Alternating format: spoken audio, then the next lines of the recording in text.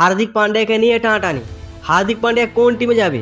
SRH RC বাদে বাকি 7টা team interest দেখিয়েছে হার্দিক পান্ডিয়াকে নেওয়ার জন্য। মানে জিটিও ইন্টারেস্ট দেখিয়েছে হার্দিক পান্ডিয়াকে নেওয়ার জন্য। সব থেকে বেশি সিএসকে আর কেকেআর। তবে হার্দিক এত বড় প্লেয়ার, ভারতের নম্বর 1 অলরাউন্ডার, তাকে নিতে গেলে কিন্তু বড় প্লেয়ার দিতে হবেই। মুম্বাই টার্গেট করবে সিএসকে শিবম দুবেকে, ভালো অলরাউন্ডার রয়েছে। তারপর রয়েছে আয়ুষ মাত্রে, যে কিনা মুম্বাইয়ের হয়ে লং টাইমের জন্য ওপেনিং করতে পারবে। এটা একটা ভালো রিজন মুম্বাইয়ের জন্য।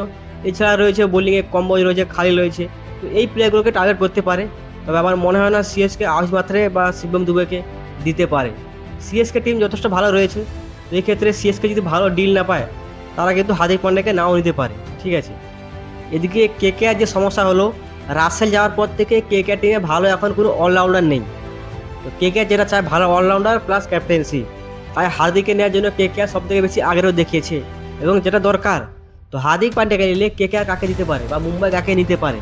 তো এই ক্ষেত্রে ব্যাটিংয়ে দুটো প্লেয়ার রয়েছে, রিঙ্কু সিং ও রঘুবংশীকে। তো রঘুবংশীকে নাও নিতে পারে, যেহেতু মুম্বাইয়ের কাছে রয়েছে ব্যাটসম্যান যেমন তিলক বর্মা, সূর্যা। তো নাও যেতে পারে। রিঙ্কু সিংকে নিলে তো একা নেবে না, এর সাথে একটা প্লেয়ার নেবে, হয় অনুকূল রয় নাহলে হার্ষি রানা। তাছাড়া টার্গেট করতে পারে বরুণ চক্রবর্তীকে। হ্যাঁ, তো এই প্লেয়ারগুলো রয়েছে, তো মুম্বাই টার্গেট করতে পারে। তবে আমার মনে হয় না কেকেআর রিঙ্কু সিং, রঘুবংশী আর বরুণ চক্রবর্তীকে, এই তিনটা প্লেয়ারকে কেকেআর কিন্তু দেবে না, আর সেটা উচিত নয়। তো কেকেআর এখন চেষ্টা করছে হার্দিককে নেওয়ার জন্য। তো দেখা, এদিকে রাজস্থানও ইন্টারেস্ট দেখিয়েছে হার্দিক পান্ডিয়াকে নেওয়ার জন্য।